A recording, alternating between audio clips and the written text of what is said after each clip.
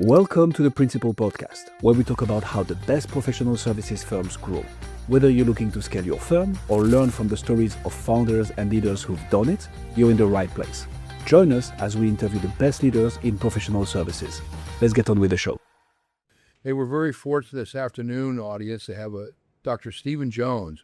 He's a principal at Altus Growth Partners, and he also is a founder of a company called SEJ Consulting. So very diverse background. When I read about Stephen, it was just a lot of stuff. So he's going to show us all the highlights, and there's a bunch of them to share, trust me. So Stephen, what we always like to do is start off by asking people kind of their background, what got them into what they're particularly doing. And I know you and I had spoken before briefly, and you talked about your belief very much in giving back to the community. So go ahead and give me an idea of, how did you get into what you're doing currently and then build a business around your expertise?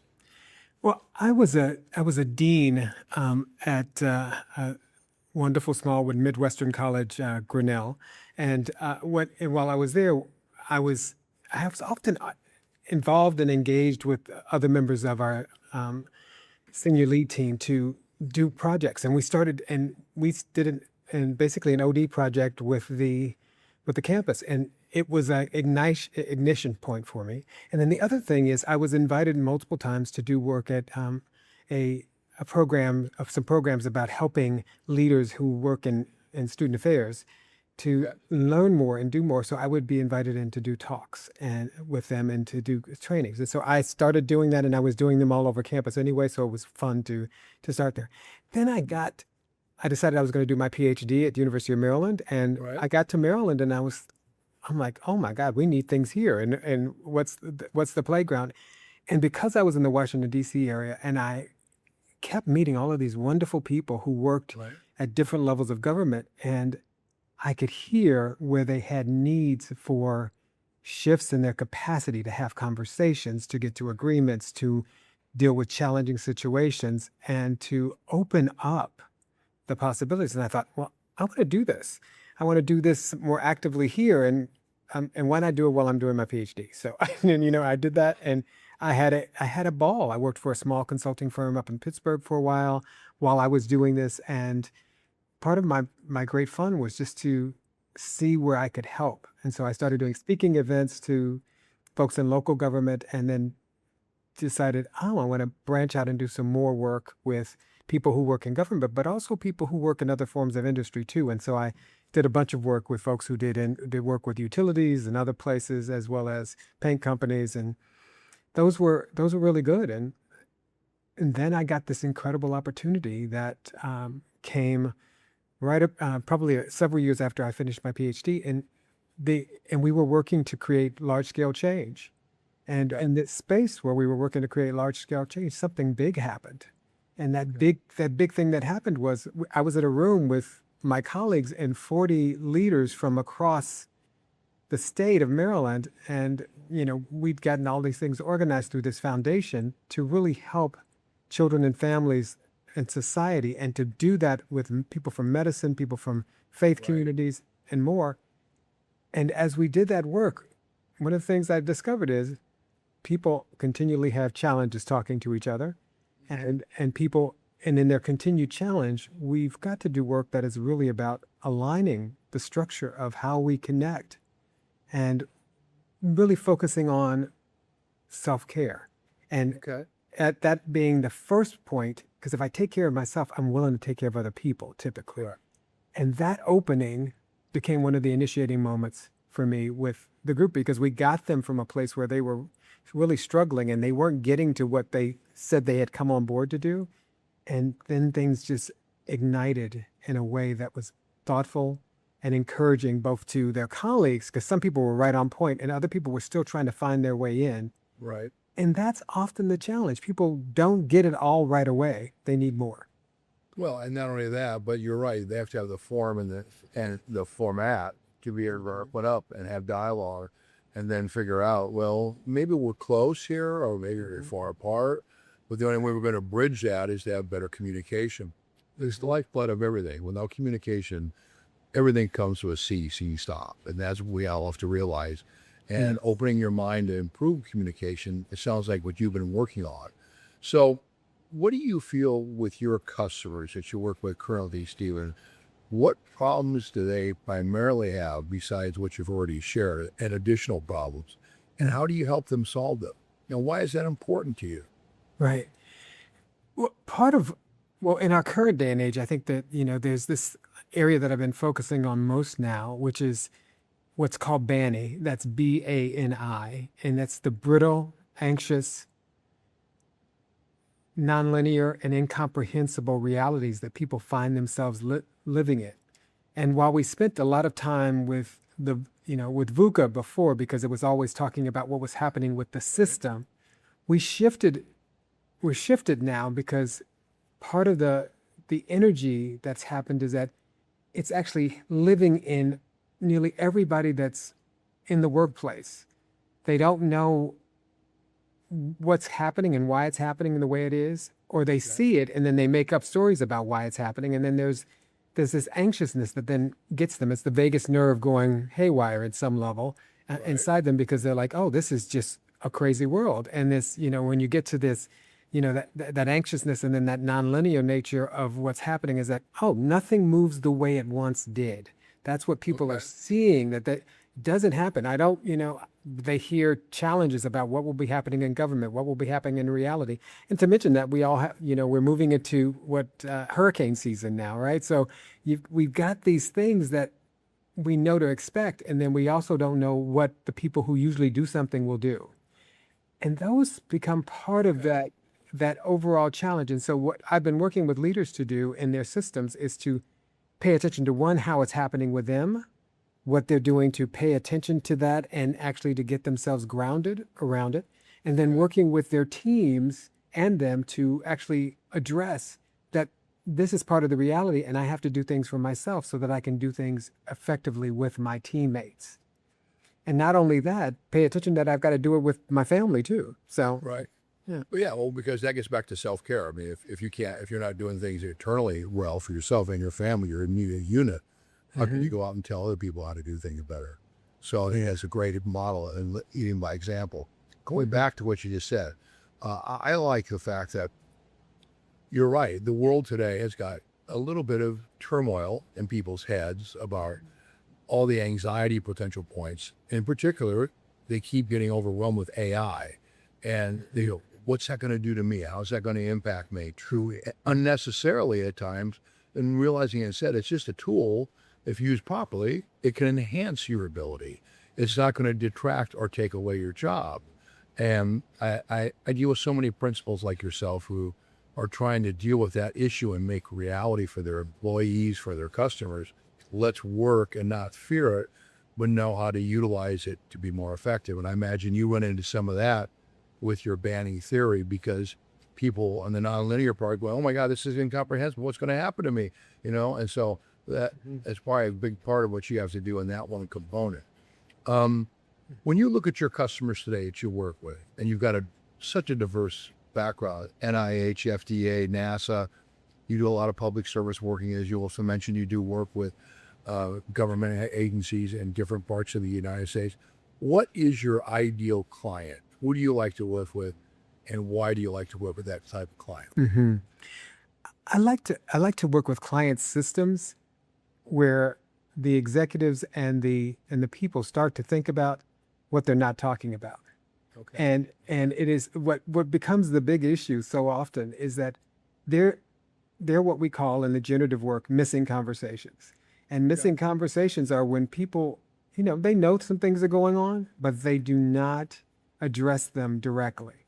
And so the getting them to the place where we organize around going in, sometimes first through coaching, other times going in and working with the team and engaging them around what it is that needs to be spoken finally.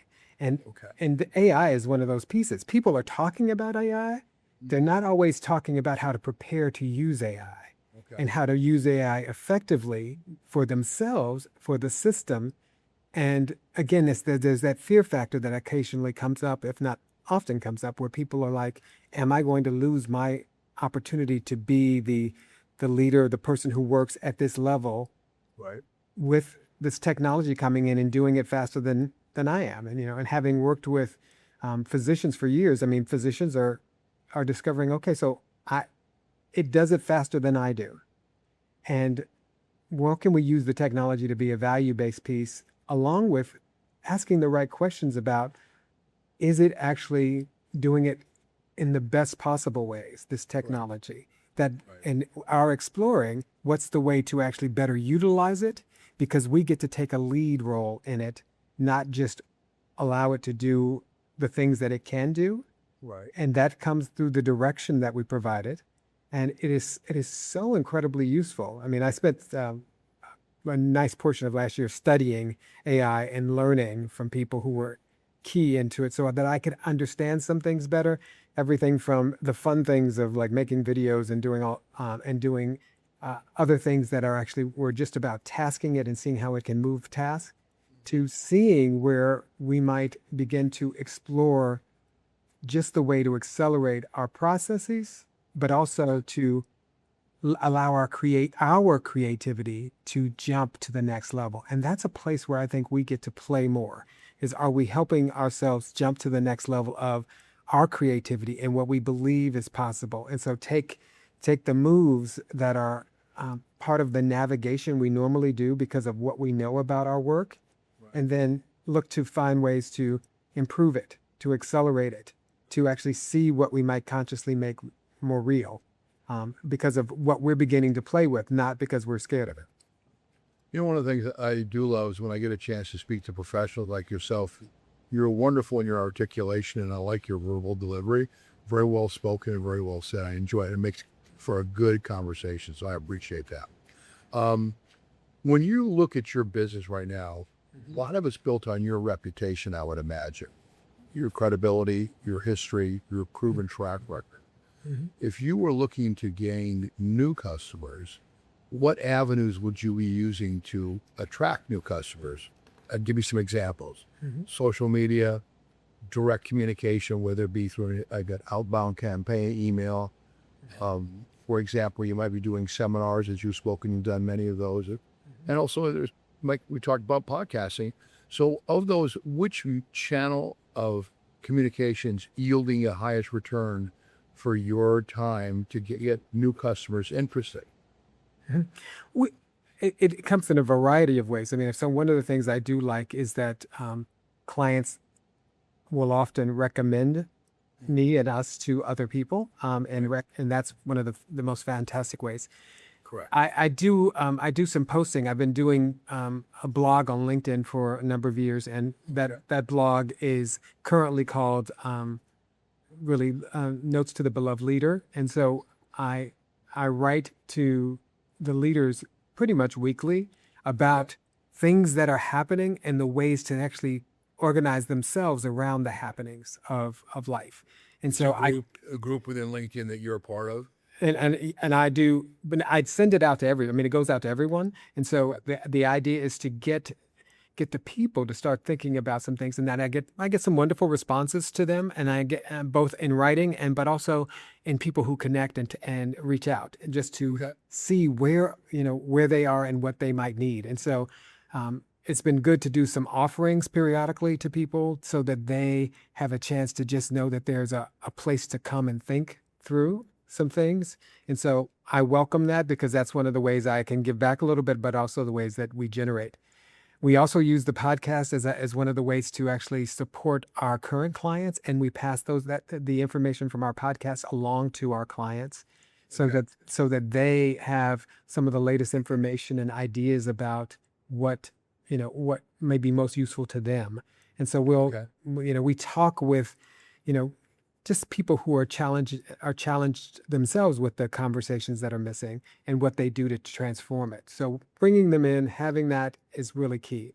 I do a little bit of other social media. I haven't said I want to just spend my time there. I don't always find it as fun in my life as some of the other things I do. I enjoy the writing and the conversations with people more than I do perhaps in creating some of the video, the visuals to go on Instagram and Facebook. I'm like, that's not where I want to spend most of my time. And I don't always find most of the people are doing that either. They're spending a little bit more time in LinkedIn and a little bit of Substack. And then they also, and then I like to actually go in and do moments where there's a bit of teaching to the community that's interested in it. And so I've done some large associations.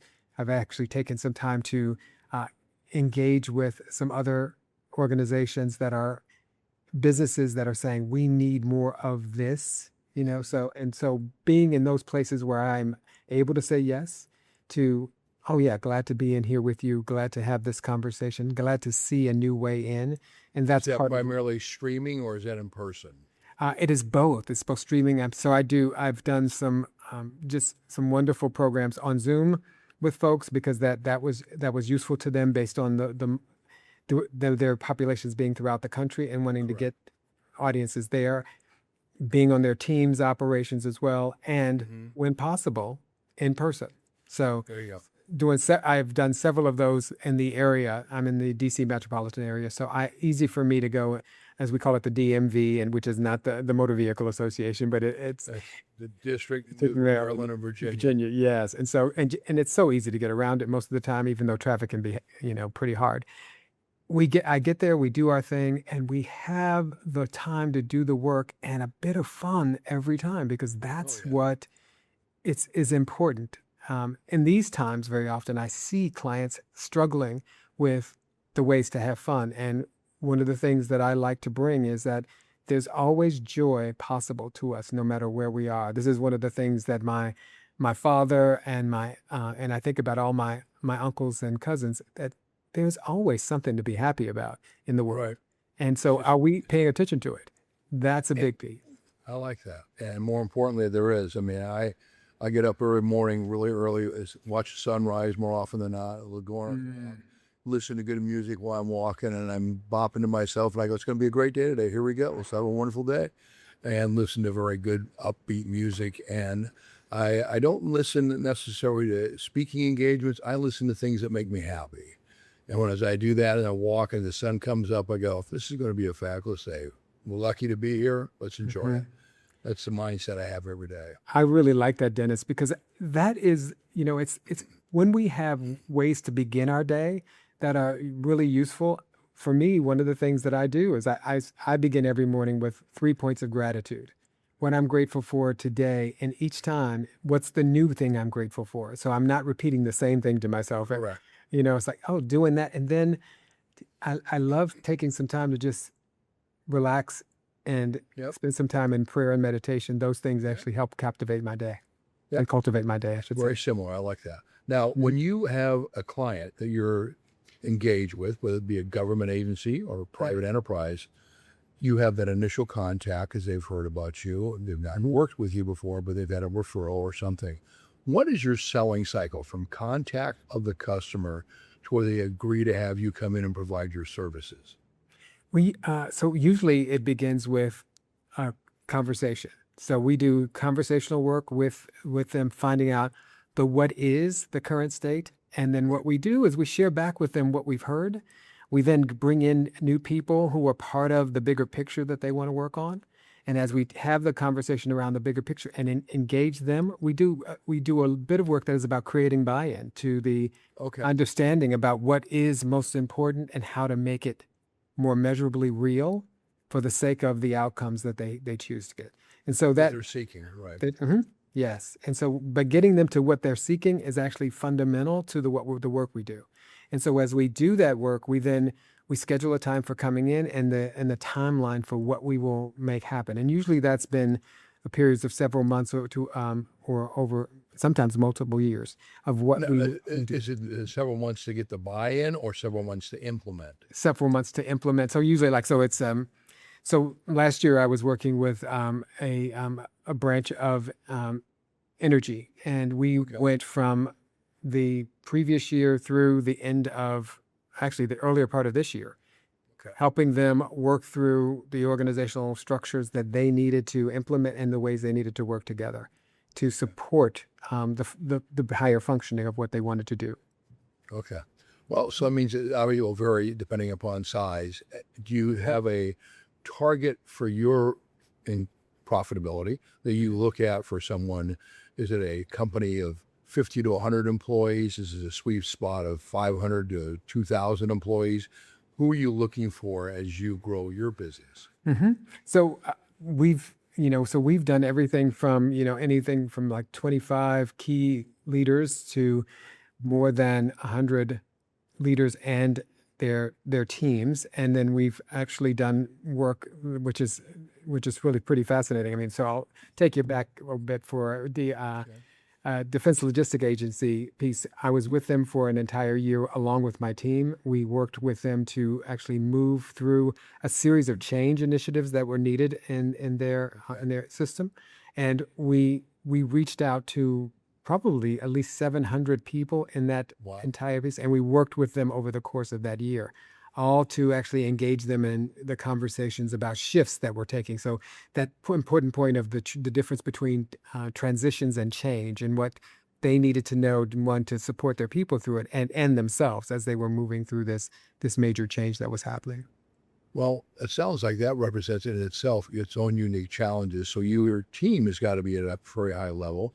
How many people work with you when you implement something, Steve, and how many? So we have, it ranges depending on the size and scope of the work. So for that project, I had 18 people who were with me as part of that team, and in more recent pieces, there's anywhere between 7 to 10 that have been part of that. And we've been we've worked at levels of 5 because we could do more in the structure of how we were designing what was necessary.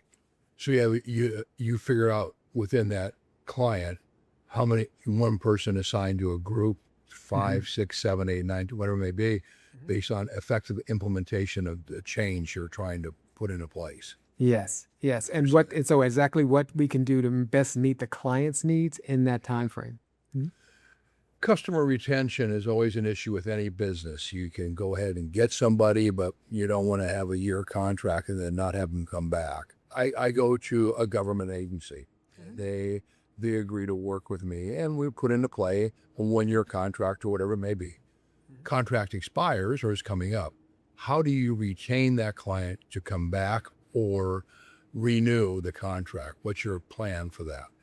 Well, in these times it's a little bit different, because in some ways there's not that turnaround as swiftly as we once had, but at the same time, what we do is we are in continuous conversation with our clients about value that's brought. In fact, that's one of the key things we talk about from the very beginning.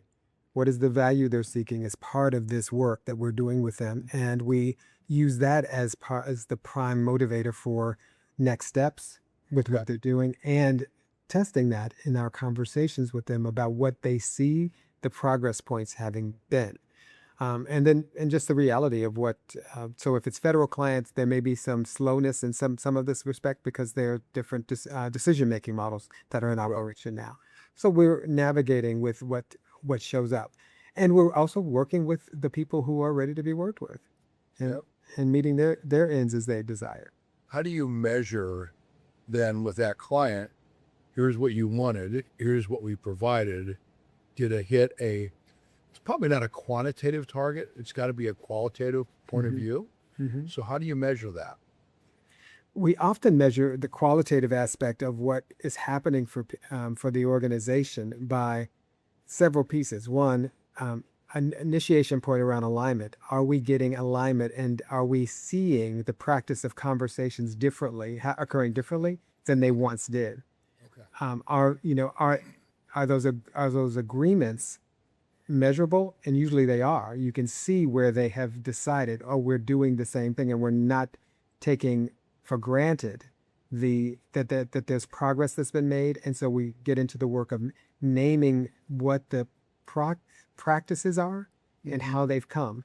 And we've also usually do a bit of work that actually gets some key people to be the leaders around seeing that the system maintains its tenor and structure for abiding by these agreements that they have. And so that piece is really important, because without having the people who can say and hold the responsibility in what might look like a break time, perhaps, we've got to get them. We make sure that there are people who own that role and are supported in owning that role of taking care of the project's completion at the level of which the organization is ready to keep it going. And that usually happens pretty well. Well, yeah, and what you described, and for people who aren't familiar with terminology, you hear people say work smart, not hard. SMART is an acronym, as you're probably familiar with, Steven. Yeah. Specific, Measurable. achievable, realistic, and time-bound. So when you guys do your part, what you're doing, you're given a specific goal on communication change. You can measure the conversations that are going on. You set and realize with a discussion, it potentially achievable. And then is the change that they want realistic, or is it such a vast project it's going to take a long time? And then you put a time element on it. And if you measure all that, that's how people succeed. They have to think through those elements all the time. And it sounds like you have your clients do that, which I'm very much into, and I applaud that you're doing that. Oh yes, So- we think it's essential, Dennis. It is one of the best things that people take on ownership. That's really what this is all about. We want them to take on ownership, and there's got to be a new muscle that's developed as part of that process. Yep. So you've done this for a long time. Where do you see the challenges in your consulting role and your business model going ahead? What's your future look like in terms of challenges you have to overcome? The challenges are this banny environment that we're living in, and the structure of there was a place where things slowed down a bit for many of the organizations that typically were did part of the hiring, but we're also finding lots of work. I mean, there's opportunities there. So there are new clients that are showing up with very important needs and conversations that we're having. Everything from people who are working in technology to people who are working in other social sector areas. Okay. Because there's a desire for a way to shift through what's happening in their system and the way it happens in their system. And what I like is that we are able to pivot to meet their interests and their needs as we begin. And so for the things that have been challenging, we look into and we have conversations. One of my favorite things over December in particular, I was just in conversations with people who I'd worked with in the past and just having conversations with them about what's the place of movement for them and what's the way we could best support them. And that was very fertile. Now, one of the things I want to ask you a question before I get a final question here, because our 30 minutes is up. I've really enjoyed the conversation. Wow, that's quick. Okay, yes. Well, that's good, though, isn't it? I mean, It is. it was pretty seamless. Grinnell College is in Des Moines, Iowa. Am I correct? It is in Grinnell, Iowa, actually about an hour from Des Moines. Yes. Okay. Yeah. All right. I was born in Des Moines. That's why it's near and dear to me. Ah, there you go. That was one of my favorite places to go when I needed some time away from campus. Yeah. It's actually a nice little city. It's not so small, but it's also convenient, and it's one of my roots for my family. So, biggest opportunity you see ahead for your work, not challenge, but opportunity in the years ahead. Where do you see that? There's multiple levels of opportunity that I see happening, and there's the generational aspect of this that actually include, when in many places there are 5 generations of people still working.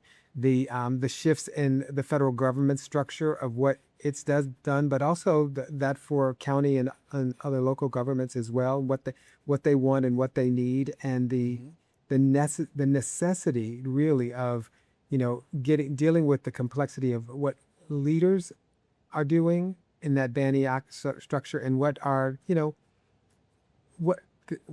the cross-sector leadership opportunities that are available. And so having conversations with others in the field about developing those cross-sector opportunities, so getting to crisis resilience that is necessary in times like these, and also creating new spaces to actually develop and utilize language differently. And one of the things for you, Steve, that unless I'm missing anything from this dialogue, every 2 to 4 years, at least in the federal government, there's change. Exactly. And with that, that's opportunity. So much so. And what you do. Yeah. Yeah. And So, as I'm listening to your story, I'm going, he has a never-ending pipeline of opportunity, because people will go through that banny thought process with change. And change is inevitable in the federal government and probably as much in the local governments as well. More so than in the private sector. Would I be right? I have to say, it's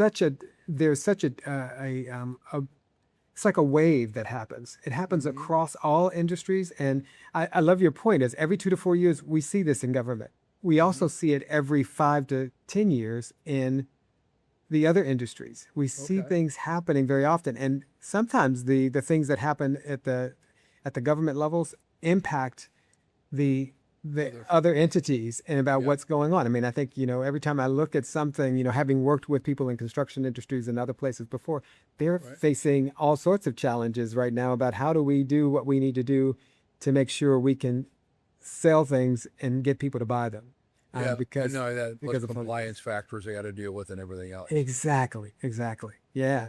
So I'm really glad for this conversation. And I had wanted to ask you about what distinguishes, what would you say, the firms that build trust from other organizations based on your experience? Question. I mean, in all the interviews I've had, and I find everyone so fascinating. I had 2 this week with people in the UK and their challenges and what they're running through.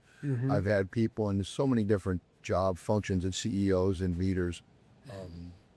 One gentleman had a company called Altus, which is basically passing the layup for people to have their completion of their job task.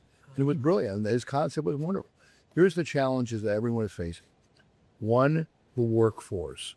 Today, the workforce, they're the people that we need who we want to bring on board and get them up to speed as quickly as we can. AI is beneficial in doing rudimentary training, core training on onboarding. And so many people are seeing that as a tool and not fearing it, but utilizing it effectively to get their people up to speed. But then the second part, do the people have the right mindset and work ethic? You've got difference between Gen Z to millennial to Gen X. And so I think personnel challenges are a big part for many people as they grow. I think the business opportunities in every enterprise I've talked to are vast. I think there's openings and opportunities in everything. If people, like you said, look for the good today, get up and say, what can I do? I can find something. So I think your attitude and your belief system is one of your biggest assets, Stephen. I mean, because people feel that. They feel genuine individuals, and all the people I've been interviewing, they're real. And they're people that really have a belief in what they do. And that's invaluable, in my opinion. And that's what separates success from failure more often in businesses, is the principal party's belief in what they're doing. And that's what I feel from what you're doing. You love what you're doing. I can see it in your face. I mean, you enjoy it. You have passion for it. And that's irrefutable. And that's what measures success, in my opinion. So I really want to thank you for your time here today, Stephen. I really have enjoyed the conversation. I think you've educated our audience is more what you do and how you do it and why you do it. And that's the reason we have people on Principal Podcast. So I want to thank you for being here today. And I want people to know how to reach out to you. So would you please share what's the best way to reach out to you and Altus Growth? Yeah, you can reach me at sjones@altusgrowth.com. Easy to reach me there. You can also reach out to me on LinkedIn as well. I'm there, and you can actually book a meeting right from that space as you like. So I look forward to that. And thank you, Dennis, for this opportunity to be in conversation with you and share to your audience. Yep, you're so welcome. I've enjoyed it, Stephen. You have a wonderful weekend. You too. Take good care. Thanks for joining us on this episode of the Principal Podcast.